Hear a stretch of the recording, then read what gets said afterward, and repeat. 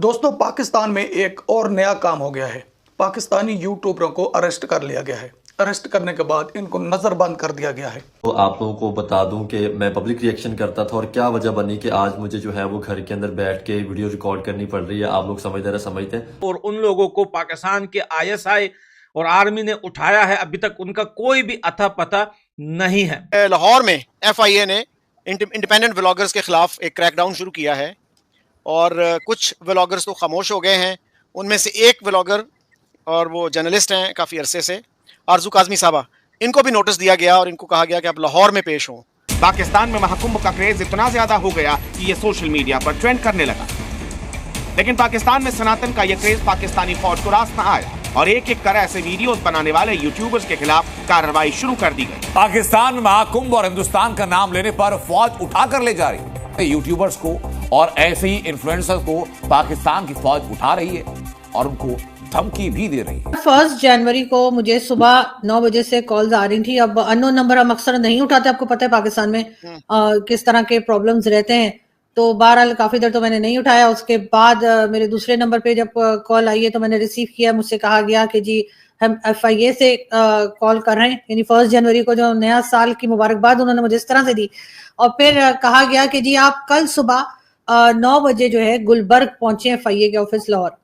FIA यानी federal investigation agency of Pakistan ने कुछ यूट्यूबर्स को फोन करके बुलाया, लेकिन कुछ को तो मानो उठा कर ले गए। महाकुंभ, सनातन धर्म और हिंदुस्तान का गुणगान करने वाले जिन पत्रकारों पर एक्शन लिया गया है उनमें 2 प्रमुख नाम है, शोएब चौधरी और सना अमजद। दरअसल पाकिस्तान में गरीबी और भुखमरी की हालत ऐसी है कि लोग पाकिस्तान की सरकार और फौज को पानी पी पी कर कोसते हैं और यूट्यूबर्स इनकी आवाज दुनिया तक पहुंचाते हैं। लेकिन बीते कुछ वक्त से यूट्यूबर्स महाकुंभ को लेकर भी बातें कर रहे हैं। माना तो ये भी जा रहा है कि जैसे बीते कुछ दिनों में महाकुंभ को लेकर पाकिस्तान में सोशल मीडिया ट्रेंड शुरू हुआ, उसके बाद से यूट्यूबर्स पर कार्रवाई और तेज हो गई है। कुछ ऐसे हैं जिनको अरेस्ट करके नजरबंद कर दिया गया है। अब उनका ये मकसद है कि इनको नहीं छोड़ा जाएगा। पाकिस्तानी यूट्यूबर है ना, ये जब पब्लिक में जाती हैं तो ये इंडिया का इमेज दिखाते हैं। जब इंडिया का इमेज दिखाते हैं तो इन्हें पैसा मिलता है। पहले इनसे यह कहा गया था कि इतना टैक्स बनता है, ये टैक्स जमा करवाया करें, तो पाकिस्तानी यूट्यूबर टैक्स जमा करवाते थे। कहा गया था यूट्यूबरों से, ये कहा गया था कि हुकूमत पाकिस्तान की तारीफ करें, यानी जो पाकिस्तान की सरकार है उसकी बात करें पब्लिक के सामने कि इसकी कारकर्दगी बहुत अच्छी है। तो यूट्यूबरों ने कहा कि जब कारकर्दगी अच्छी नहीं है तो हम कैसे झूठ बोल दें। इनसे कहा गया था कि आपको ये काम करना पड़ेगा। तो यूट्यूबरों ने यह कहा था कि अगर पाकिस्तान हुकूमत की बात करें तो हमारा कोई प्रोग्राम नहीं देखता, लोग नहीं देखते हमारी वीडियो, तो हम कैसे बात करें। इन्होंने कहा कि आपको बात करनी पड़ेगी। जय हिंद दोस्तों, नमस्कार दोस्तों। जब से भारत में महाकुंभ की शुरुआत हुई है तब से महाकुंभ भारत समेत दुनिया भर में ट्रेंड कर रहा है और दुनिया भर के साथ साथ पाकिस्तान में भी महाकुंभ ट्रेंड कर रहा है। महाकुंभ को पाकिस्तान में ट्रेंड होता देख पाकिस्तानी फौज और आईएसआई बौखला गए हैं। पाकिस्तानी फौज ने भारत और महाकुंभ पर बात करने वाले कुछ यूट्यूबर्स को अंदर डालना शुरू कर दिया है और बाकी यूट्यूबर्स जो भारत की बात अपनी वीडियोज में किया करते थे वो भी पाकिस्तानी फौज और आईएसआई से बचते फिर रहे हैं। ये यूट्यूबर भारत से कमाई हुई रकम का एक हिस्सा आईएसआई और पाकिस्तानी फौज को टैक्स के रूप में देते थे, लेकिन फिर भी आईएसआई इन्हें बकसने के मूड में नहीं है। यानी जो काम भारत सरकार को भारत में करना चाहिए था वो काम पाकिस्तान की फौज और आईएसआई कर रहे हैं। भारत सरकार को पाकिस्तानी यूट्यूबर्स के एड रेवेन्यू और सुपर चैट को भारत में बंद करना चाहिए, क्योंकि जो पैसा ये भारत से कमाते हैं उसका एक हिस्सा भारत के खिलाफ ही यूज होता है। आईएसआई इस टैक्स के पैसे से भारत में आतंकी हमले करवाती है और उसमें भारत के जवान बलिदान होते हैं। दोस्तों, इस पर आपकी क्या राय है, कमेंट करके जरूर बताएं। ये लोग जो हैं ये क्या पाकिस्तान को नॉर्थ कोरिया बनाना चाहते हैं? उनकी एक कंप्लेंट ये होती है कि जी ये व्लॉगर्स जो है ना ये पाकिस्तान का इमेज टार्निश कर रहे हैं। तो हकीकत तो ये है कि जब आप इस तरह की पाबंदियां लगाते हैं तो आप इंटरनेशनल मीडिया को ये मौका देते हैं कि वो आपको आपके मुल्क के बारे में ये कहे कि जी वहाँ फ्रीडम ऑफ एक्सप्रेशन नहीं है, और ये क्रैकडाउन जो है ये इसका एक वाज़ेह सबूत है। तो हम अपने मुल्क का इमेज जो है, हमारी एजेंसियां जो हैं वो इसको ख़राब कर रही हैं, ना कि इंडिपेंडेंट व्लॉगर्स कर रहे हैं। अगर इंडिपेंडेंट व्लॉगर्स स्टेट का जो नैरेटिव है, जो डोमिनेंट नैरेटिव है, उससे डिसएग्री करते हैं, उससे तो मुल्क का इमेज बेहतर होता है कि यार सारे लोग पाकिस्तान में एक तरह से नहीं सोचते, वहाँ पे प्लूरलिटी है, वहाँ पे एक्सप्रेशन, फ्रीडम ऑफ एक्सप्रेशन है, वहाँ पे लोग खुल के बात कर सकते हैं। तो जब आप इस इंप्रेशन को तबाह करेंगे तो क्या मुल्क का इंप्रेशन ठीक होगा, बेहतर होगा या खराब होगा इंटरनेशनल कम्युनिटी में?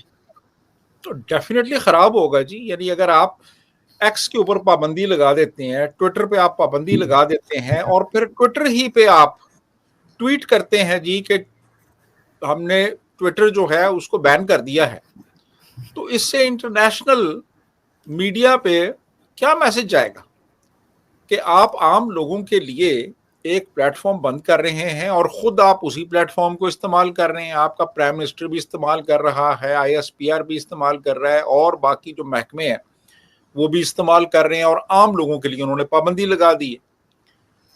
अब बात असल में ये है कि ये जो पाबंदियां हैं ना, ये मैलाफेडी जाहिर करती हैं।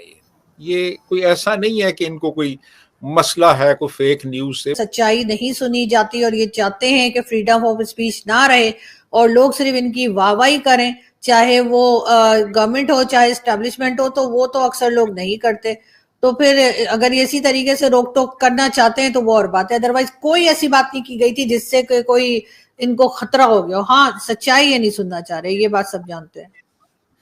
अच्छा, दिलचस्प बात यह है कि बहुत से लोग इंडिया में ये कहते हैं कि आरजू जो है वो ISI की स्ट्रेटेजिक एसेट है।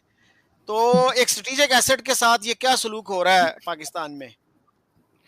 सर, मुझे हैरत है उन लोगों की अकल के ऊपर जो ये समझते हैं कि मैं कोई ISI के साथ जुड़ी हुई हूँ। मजे की बात, जो लोग जुड़े हुए हैं उनके ऊपर उनको कुछ नहीं कहते और जो नहीं जुड़े हुए उन सबके ऊपर शक किया जाता है। खैर, मुझे तो यहाँ पे जो पाकिस्तानी है वो मुझे रॉकी एजेंट भी कहते हैं और वो कहते हैं कि जी ये रॉकी एजेंट है, ये इंडियंस के साथ जुड़ी हुई है। इंडिया वाले कहते हैं ISI के एजेंट है, लेकिन अभी तक कुछ क्लियर नहीं हुआ कि, क्योंकि सैलरी सर दोनों नहीं दे रहे मुझे। तो किसी ने ये नहीं कहा कि आप CIA की भी एजेंट हैं? नहीं सर, अभी वहां तक बात नहीं पहुंची। जी वसीम साहब, क्या लगता है आपको कि? तो मैंने कहा कि जी मैं तो लाहौर नहीं हूँ, मैं वहां नहीं आ सकती कल सुबह 9 बजे। तो कहा जी आप इस्लामाबाद, मैंने कहा मैं इस्लामाबाद में हूँ। कहते आप इस्लामाबाद गई हुई हैं। उनकी इंफॉर्मेशन की हालत ये थी कि उनको ये भी नहीं पता था कि मैं रहती कहाँ हूँ।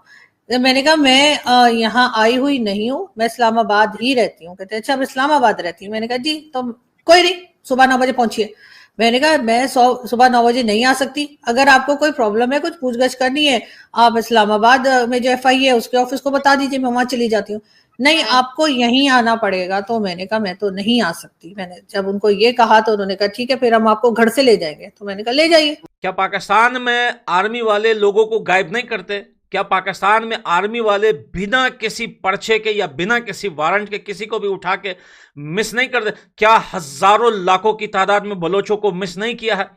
ये बलोच आखिर सड़कों पे आते क्यों हैं? वो अपने भाइयों को, अपने बाप को, अपने दोस्तों को ढूंढने के लिए अपने निकलते हैं। कहते आर्मी वालों ने उठा लिया, अब कोई आता पता नहीं, सालों साल हो गए।